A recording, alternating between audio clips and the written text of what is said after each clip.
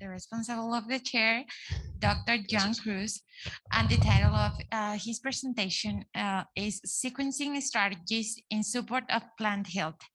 Welcome again, Dr. Jan. Okay. A ver. Yeah. Everybody can hear me? Yeah, sounds good. Yeah, so I changed a little bit the title. I hope nobody minds. That's okay. So yeah, I'm going to talk a little bit about something that I like to call next generation diagnostics. Although I'll focus on the high throughput sequencing approaches that we're using, and specifically on viruses, because well, not many people have talked about viruses today. Yesterday there was a lot of talk about one specific virus, but in a different context. But you see there are many things in common. So what's this concept of next generation diagnostics? I think it's a lot of what we've heard of already today. It's genomic surveillance, getting the sequencing data to know what's out there. Based on that, being able to determine specific diagnostic tools, being able to identify things that are of concern or of interest. And on the other side, being able to do predictive modeling and risk assessment. And all this helps for us to manage disease, to ensure that the movement of germplasm is safe without moving any diseases, and also informs crop improvement efforts to generate more resistant crops, right? So we all know how important viruses can be. We've heard earlier today about maize lethal necrosis, a typical example of a disease that appeared, and it took 2-3 years before they actually could figure out why all these plants there in Africa were dying. So it was a combination of viruses. It was high throughput sequencing actually that could identify what was causing it eventually. And normally when you do high throughput sequencing, the most common approach, I guess, is using RNA-seq, because you can get almost everything with that, transcripts from DNA organisms and the RNA itself from RNA organisms. In our lab, we pioneered an approach that bases on sequencing of small RNAs, which is an approach that works specifically well in plants and invertebrate organisms. And it's based on the fact that in these organisms, the main antiviral defense is actually RNA silencing, or RNA interference, it's known as in plants and animals. In higher animals, it has been largely replaced by the immune system, but it works very well in these groups of organisms that I just mentioned. And so basically what happens when a virus is infects a plant is that it either directly, most plant viruses are RNA viruses, it generates a double-stranded RNA structure, or indirectly through various mechanisms. The plant cell recognizes this and initiates a process where it chops these RNAs into small pieces of 21 to 24 nucleotides. These serve as then guides to be identified more of this RNA as single or double strand and chop it up into more pieces. In plants, it also serves as a primer, so more double-stranded is produced, and you get this kind of degradative PCR that's happening in the organism. You get signals that go systemic, so it gets activated in other parts of the plant. And the approach is really very simple.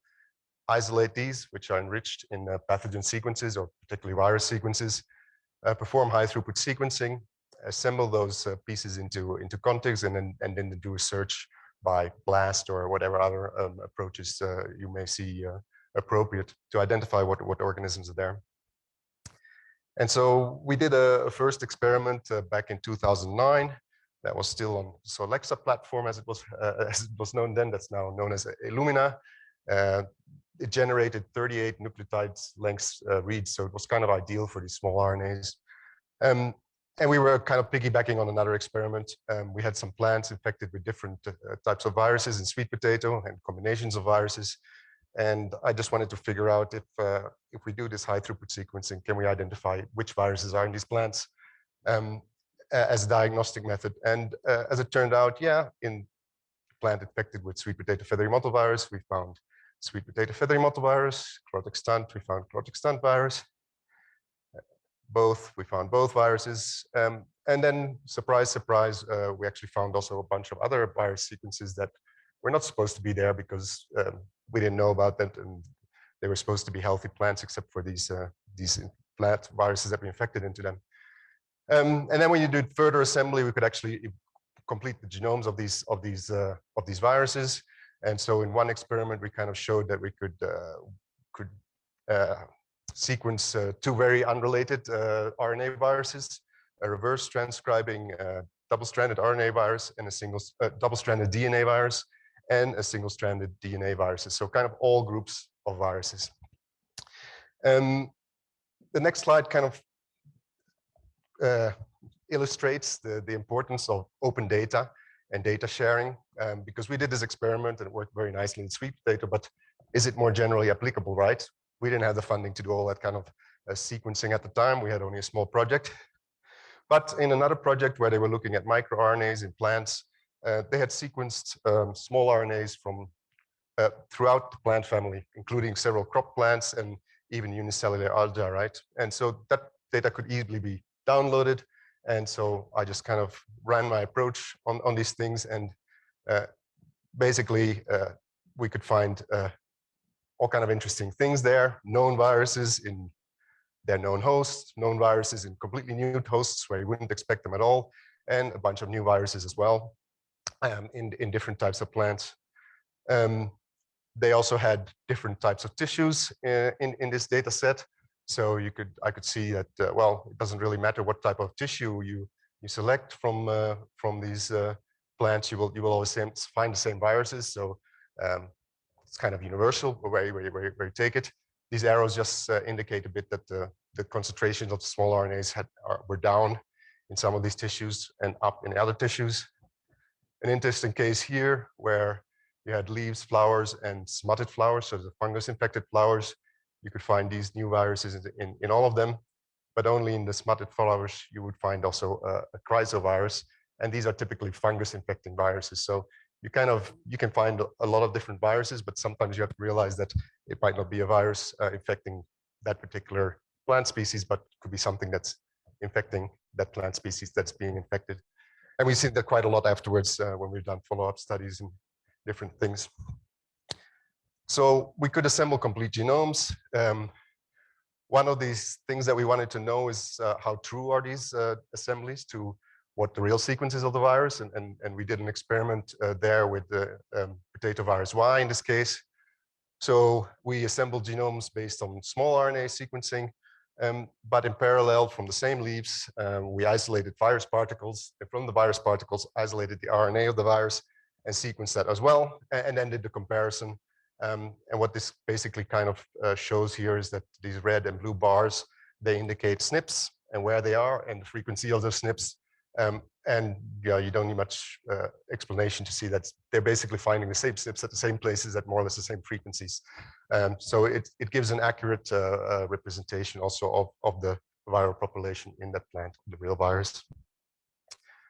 So armed with that knowledge, we decided to bring that to scale and actually do it on a bigger scale. And one of the first projects we did there was the Pan-African Sweet Potato Virome project.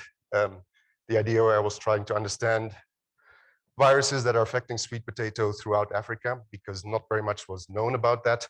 We knew something about a few countries like Uganda, Kenya, Tanzania, mostly Uganda actually, but for the rest of the continent, we had no idea.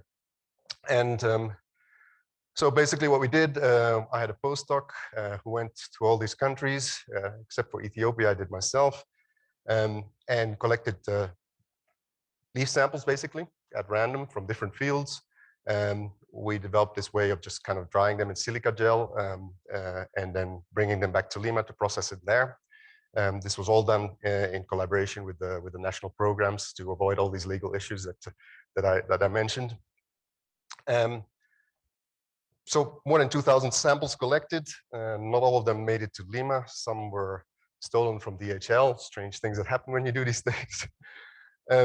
But then you have to process them all, right? And so then you can't go and do these things that we did one by one on each sample. So there we collaborated with the Boyce Thompson's Institute at Cornell to develop this pipeline, which we called Virus Detect, which does both de novo assembly and then mapping-based assembly. and combines the reads. It can also subtract the genome if you have a genome sequence of your host available. And it kind of goes through all these steps automatically, and then does some identity searches, first through nucleotide blast and then translated nucleotide blast. And then even after that, it still does some kind of assessments to see the RNA profile, so that you could identify any possibly viral sequence that was not recognized by other things, and then gives you the result in a table like this, which has some data about it, how much was covered, what's the similarity, which virus family, etc. And you can have all that data visualized like that. So that makes it very easy. So the results were then published in a database with pictures of each plant, the leaves, the analysis, and the results.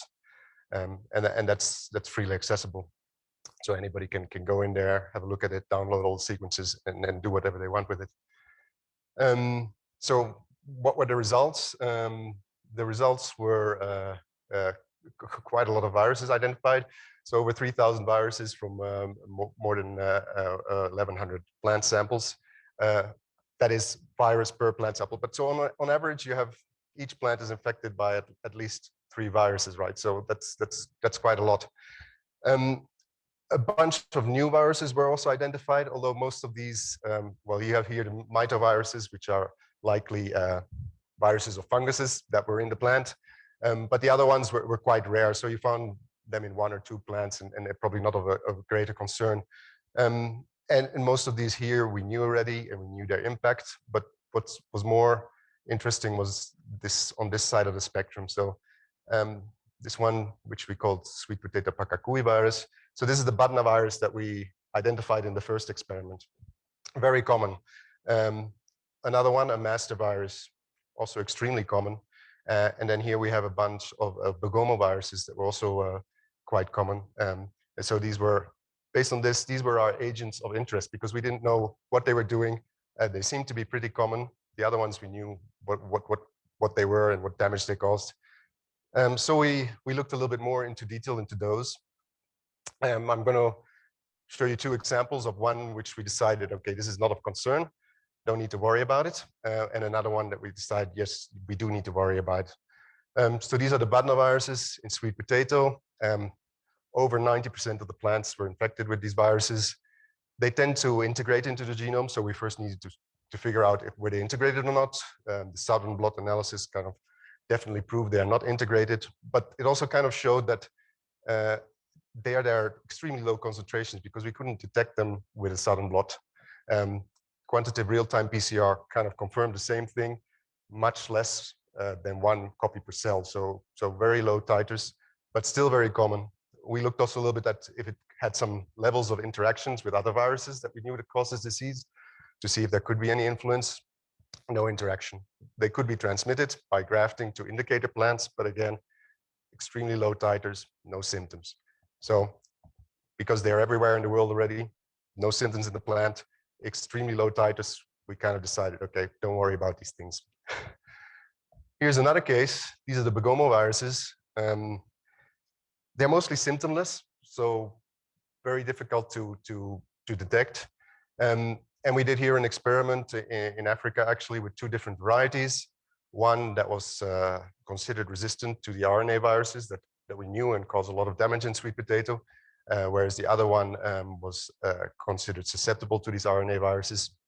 And I'm not going to explain it in much detail, but what this shows kind of, this is the variety that was very susceptible to the RNA viruses, and the yield is not much affected by the Begomo viruses, so not much effect. But this is a variety that was considered quite resistant to the RNA viruses, but when you're infected with the Begomo virus, you get a hit of 40% reduction in yield.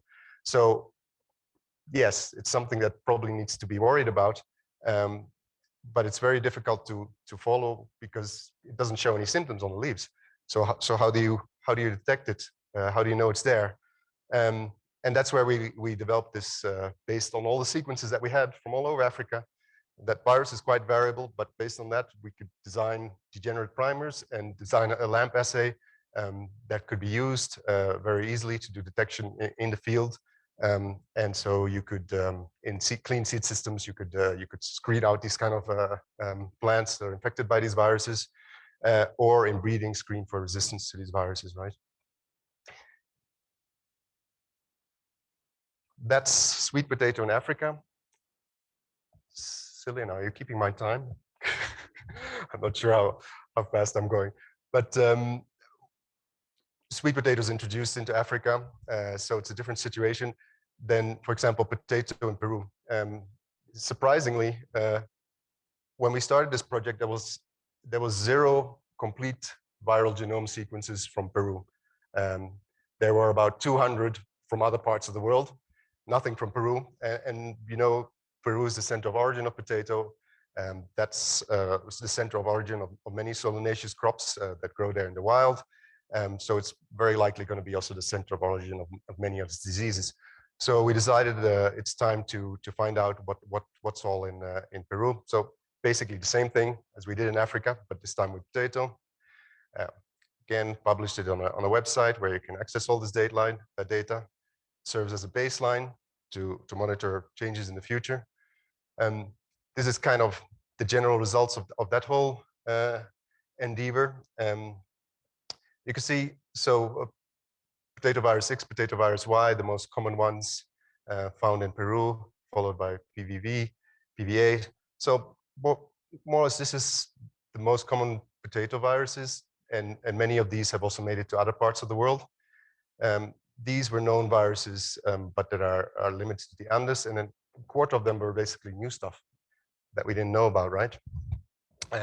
So that's a lot of information, and what does it all mean? So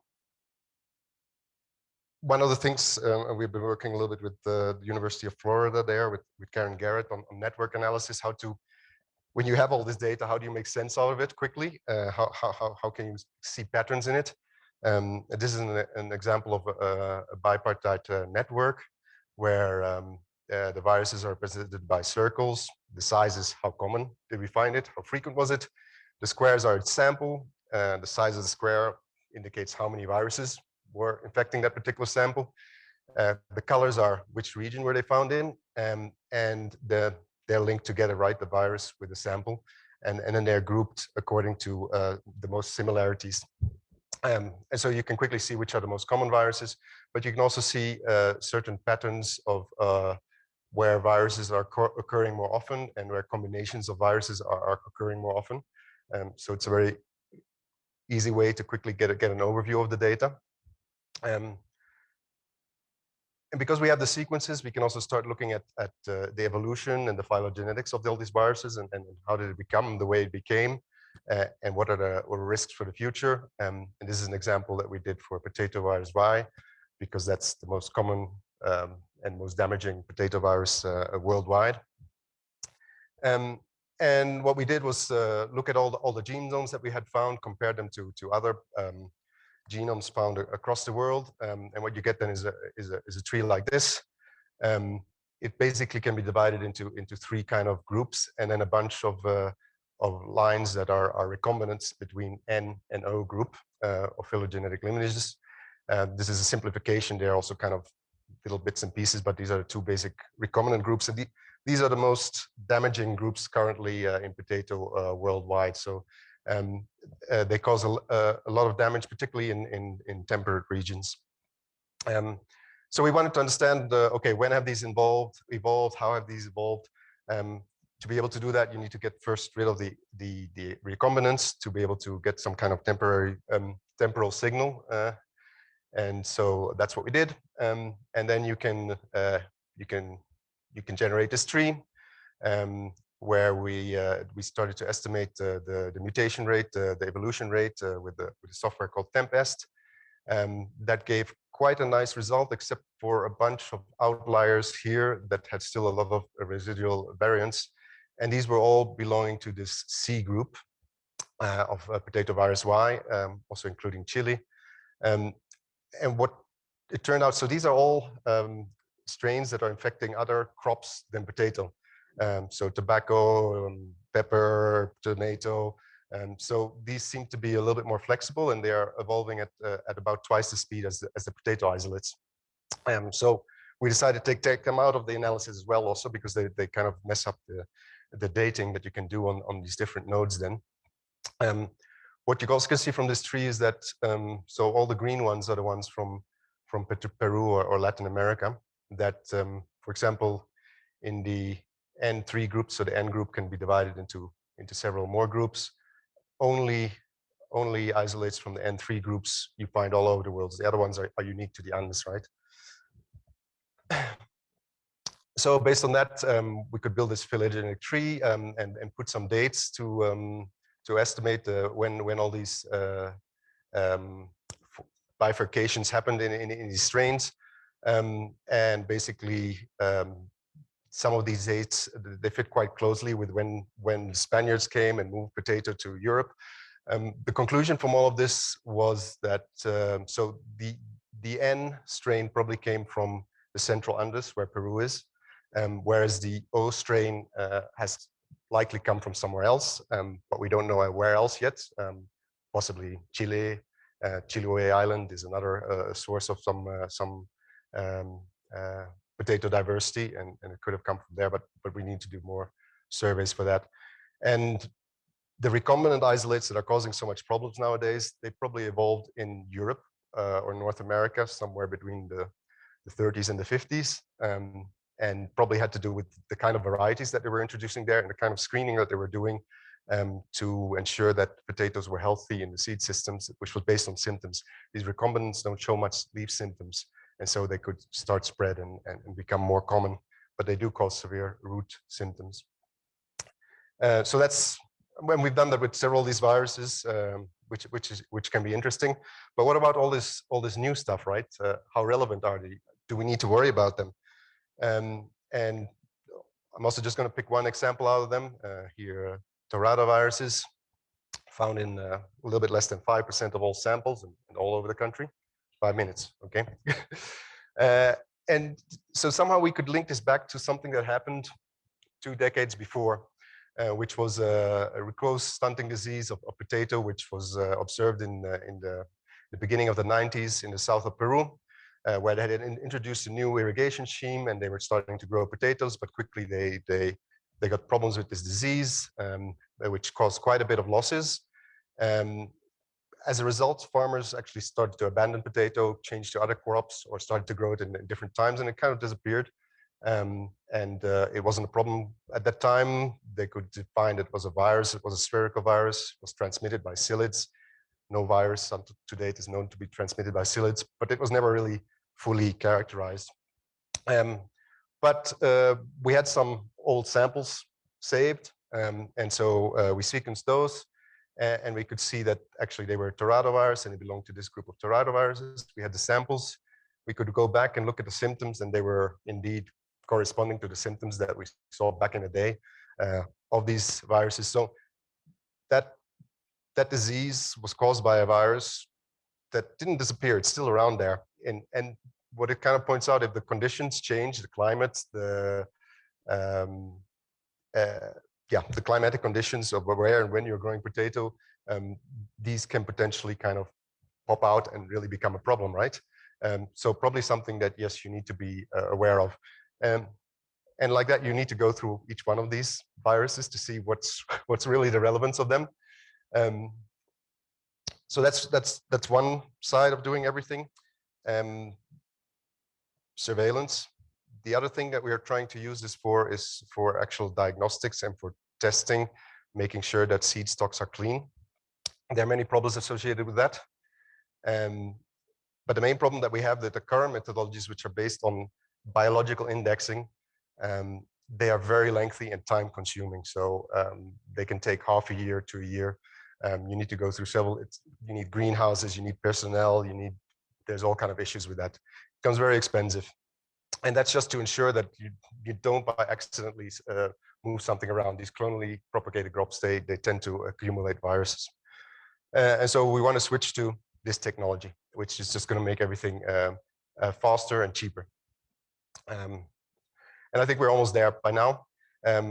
In trying to to implement this, we did one study with together with about 21 other labs in Europe and this was just using a common data set so this was just a bioinformatics approach. Each of these laboratories used their own pipelines, and then we compared the results of what they identified. And this kind of shows, look, the variation between the laboratories in what they found based on exactly the same data. And so that's kind of the problem, right? You need to have some kind of standard pipelines, you need to have experience, and you need to be able to interpret the data also. Because in the end, you need to be able to understand, okay, this probably is a new virus. Okay, this probably is not something, this hit is not relevant, right? So there's always some expertise required over there. We've been doing quite a bit of training through the years. What we've also learned, particularly with the partners we worked with, learning Linux and command line, it's like a complete block for them. So one of the things that we have been doing is to move the whole virus detect pipeline into a Windows platform where it's just click and drop and you just open the screens. That makes everything very easy, but at the same time, it maybe makes things too easy because then people don't really think about what they're doing and think about what the data they're generating and what it means. So it does need to go hand in hand with training on how to interpret the data. And that's where I will end my presentation. Thank you. Do we have any questions?